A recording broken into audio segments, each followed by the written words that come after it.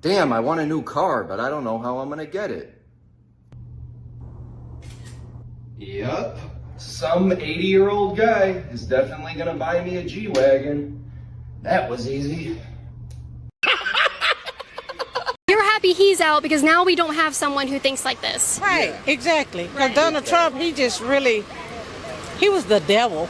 Yeah. He was the devil. And it's showing when he says things like this. Yeah. So the devil would say things like this. Exactly. Would you ever expect our current administration, Kamala Harris and Joe Biden, to use this type of language when talking about people wanting to come into our country? No, hell no. No, they got wouldn't more even class do than that. Yeah. They're classy people. Yeah, they got more class than that. No. So they wouldn't do that. So I want you to read this headline from Politico. Harris blunt message in Guatemala, do not come to the U.S. Oh, she said that? Everything I just said was not Donald Trump. It was Kamala Harris. Oh my God. Gotcha. Gotcha.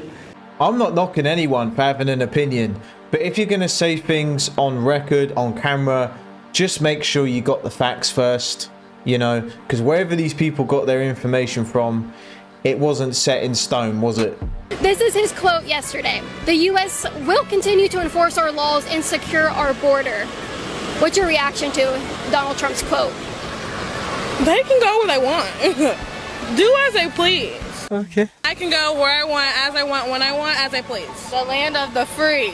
Yeah. Right. Yeah. Including to Guatemalans and Mexicans and stuff.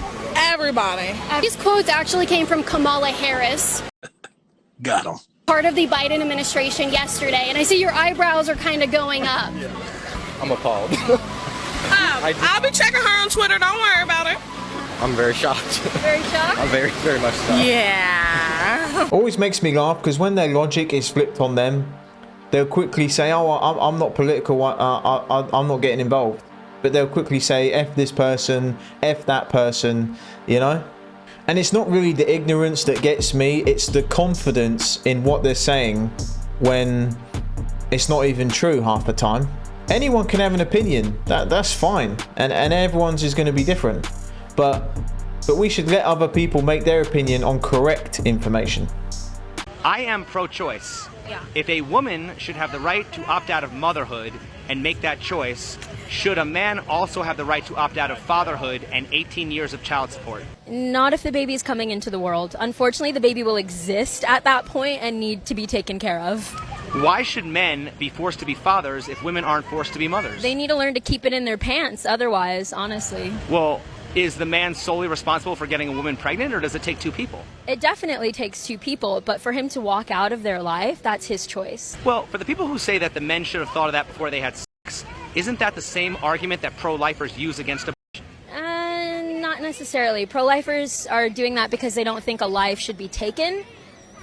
Well, I'm just saying, if you're going to say that a man should keep it in his pants, how is that different than saying a woman should just keep her legs closed? It's not really different. The difference is the woman chose to be a woman and a mother and have the baby, and the man chose to disappear and maybe pay child support or not. What the hell are you talking about? I don't think she actually understood the question. I've never heard someone talk so much but say literally nothing. Just a perfect example of double standards, isn't it? And this is why I say to a lot of guys, I don't think we're ever gonna conclude this argument. So I always say, just wrap up, you know, always wrap up, because whatever the outcome is, if it goes really bad, the guy is always going to be the loser. 99.9% of the time, you're going to be the bad end of the stick.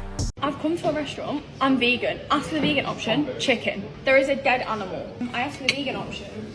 Right, okay, well, that is a vegan option. It's chicken. Yeah. And there's cheese sauce in it. The thing is, that's soya meat, right? So it's made to look like chicken. I know it's made to look, I know that's the point, that it's made to look like chicken, but it is chicken. No, I know, I can taste I can taste the difference between soy meat and meat, and that isn't soy meat. It is, because I've seen it being done in the kids. That's funny, because you've been out here serving food. Yeah, but I saw him getting that out of the freezer to do. You're not, respectfully, you're not the chef, and you've been out here serving food, so... No, you understand. There is a dead animal on my plate. I may as well eat the plant. taking it back and bringing the vegan option out sounds great. And a refund would also help the situation. Right, okay, so what you're telling me is that I've got to take all that back now and Considering that's your job. Exactly the same dish. Exactly the same, but the vegan version. That is the vegan version. No, it's not. Yes, it is. That is chicken. Right. That is chicken. Right, well, I'll tell you what I'll do. I will take that plate away now, and I will go back to the kitchen and bring you exactly the same meal It's not without the exactly. cheese. The manager, please. That would be great. Right. What are you? An idiot sandwich. I don't know about you guys, but I really struggled to watch that. I feel like I was losing a brain cell per second of that video. Some vegans are just an absolute nightmare to deal with. You just can't please them. You know, and I've said this before, most of these vegans who go out and just cause a scene, they never look happy, they look tired, they look frustrated. Just have a steak and chips and you'll be back in the game in no time. Fair play to this waiter because he's got the patience of a saint. Women cheat just as much as men. They're just better at it. And if anything, they do a lot more micro-cheating. What I mean by this is one of the things that women can do that men can't is on a daily basis, they can plant seeds for cheating without realizing. So if she just posts a beautiful picture, guys can comment and she can say, thank you, and that tiny thing is happening on a daily basis. Whereas for men, they can't shoot their shot with that many girls and get a reply every day.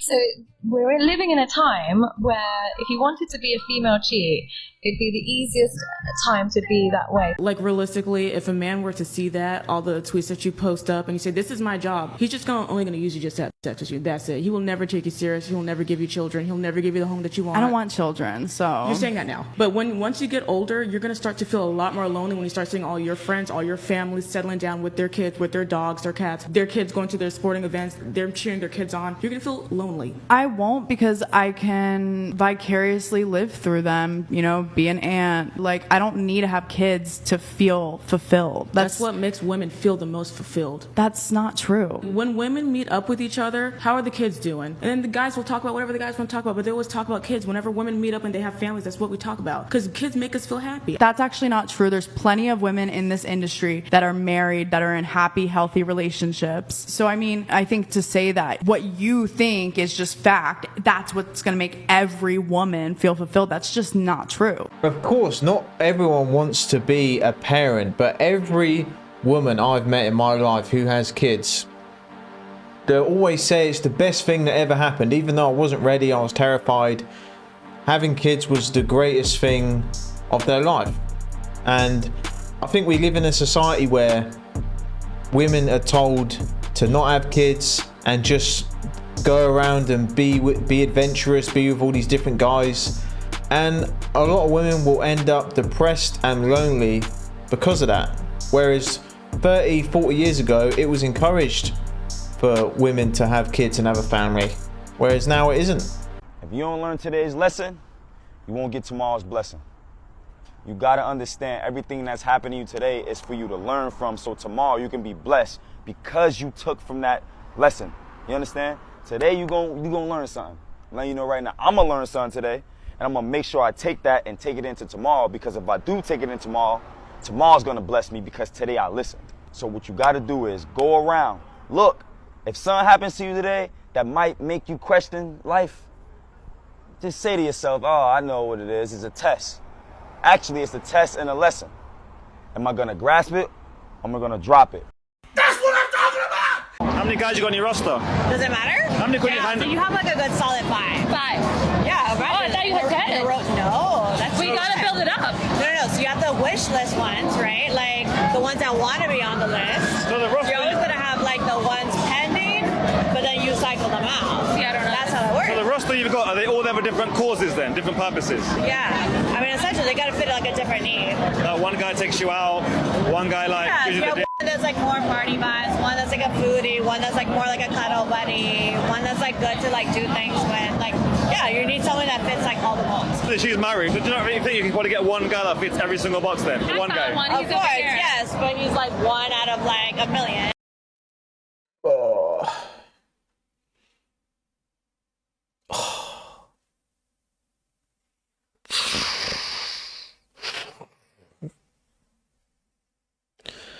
Oh man. I'm trying. A woman will give up on a relationship like that. Men are more spontaneous when it comes to breakups. Women plan things in advance. So by the time she splits, she has already been thinking about it for a while. And then, of course, there's monkey branching. Women don't stay single for long. And I contend that all women are single at all times. She's just one excuse away from leaving you. Can they be trusted? I don't know. The modern woman can't. One of the first things that you have to look out for is if a woman says that she is more of the traditional type and that she's not a modern woman, that's your first clue that she's a modern woman. When she says, I'm a traditional woman, or I take things slow. That means in the past, she hasn't taken things slow, but you're the lucky one now. Now you have to take it slow. Yeah, I completely agree with his point about when a woman breaks up with a man, she's been thinking about that for a while. I've said this from the very beginning. Guys will wake up one day and just think, do you know what? I don't want to be with this girl anymore, and he'll probably break up with her the same day. But girls plan that stuff out for weeks, if not months, maybe even years. And I think it's a good thing if a woman says she's traditional. I think these days women really do have to show that and point that out.